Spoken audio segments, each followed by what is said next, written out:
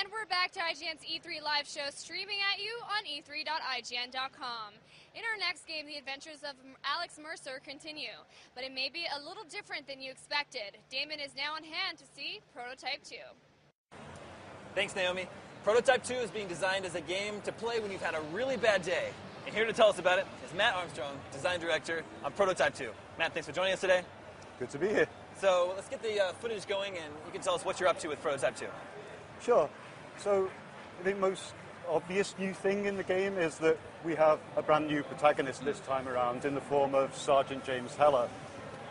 And he's somebody who was effectively a victim of Alex Mercer in the first game. He's somebody who's watched his home city of New York be absolutely ravaged and decimated by the virus, and he's also lost his wife and child to it. So he's now got a bit of a burning determination to take Alex Mercer down. And what we're seeing here is some footage from our vertical slice, which will show off some brand new powers and abilities. The first thing that we're going to see here is something that we call the biobomb, which allows Heller, who's currently in disguise as a Blackwatch soldier, to turn somebody into a living, walking, viral time bomb. So what we're going to do here is sneak up behind the guy with the red marker on his head, and then we'll grab him, poke him in the back of the neck, and then see what happens next. I like this bit a lot. This is really good.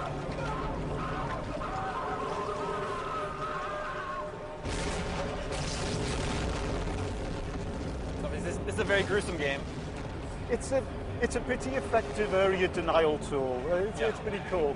And what that allows us to do here is grab the scientist and consume him for his memories without a single shot being fired in our direction. So you approach that situation fairly stealthily. There are real rewards there. And of course the Web of Intrigue memories are back again from the first game as a way of just supporting the underlying narrative and sort of informing you more about what's going on in the game at any given point.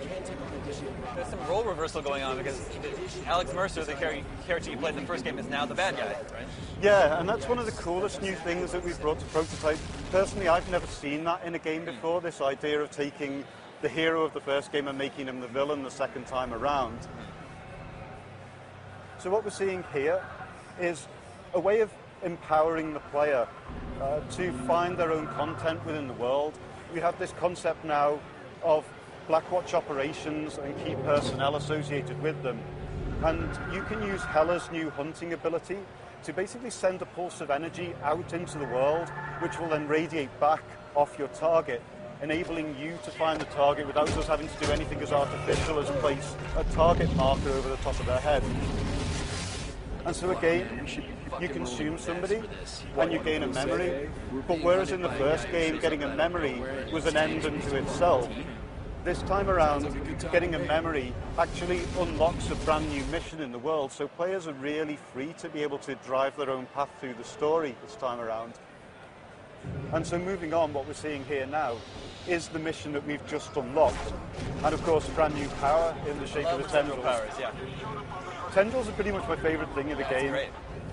They're so crazy and over the top and so procedural, you never ever see the same thing twice, which is really, really cool.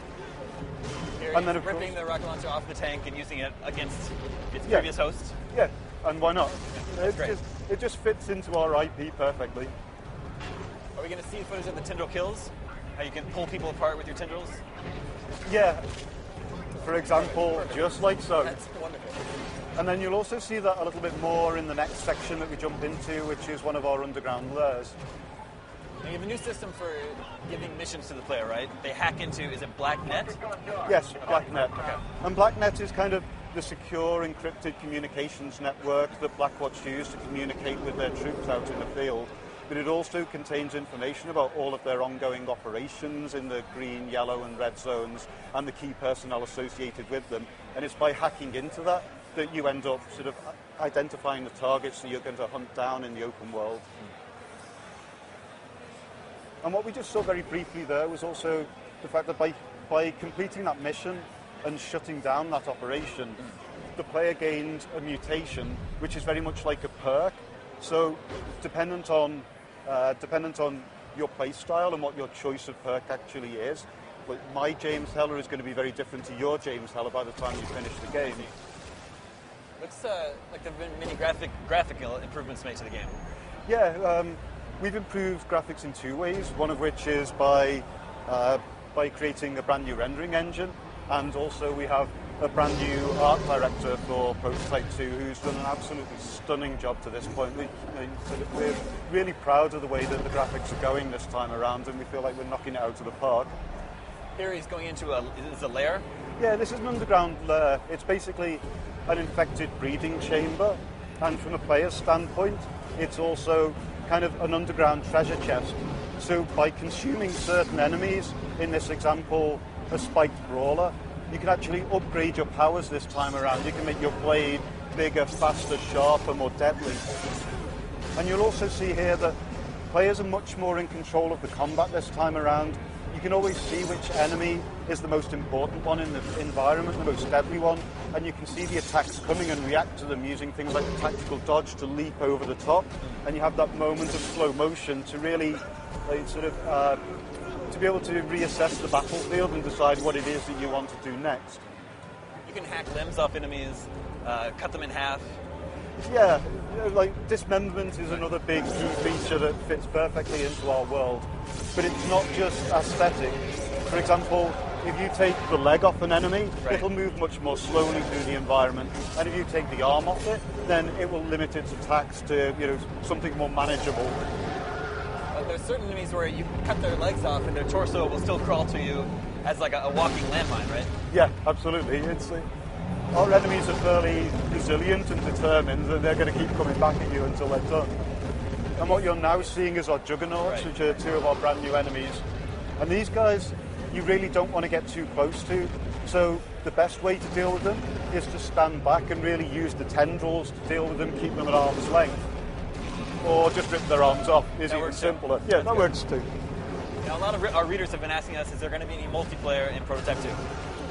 That's something that we talked about a lot at the beginning of the project, but ultimately we decided that it was basically to compromise us from a production schedule point of view. We wanted the opportunity to really execute the hell out of the single-player experience and make it as polished as we could possibly make it. And multiplayer was basically going to prevent us from doing so. So while multiplayer is interesting to us in the long term, it's not something that we're including with Prototype 2. What do you think the balance between running story missions and just messing around in the open sandbox world will be? I think it very much depends on the individual player. It's not something that's really prescribed. But what we have tried to do is make sure that all of the various upgrades that you get throughout the game are kind of spread throughout the open world content as a way of enticing the player to want to explore the open world, to try and find things like lures and a bunch of the other open world content that we've actually got in there. This is a new, larger enemy you have in the game, yeah? Yeah, it's fairly big. Do you have a name for this Not guy the yet? prettiest. We're calling him Tiny for the time Tiny, being. that's really good, yeah. That's really good. Me being English, I like to think I bring a sense of irony to the team. I appreciate that. But yeah, not a subtle enemy.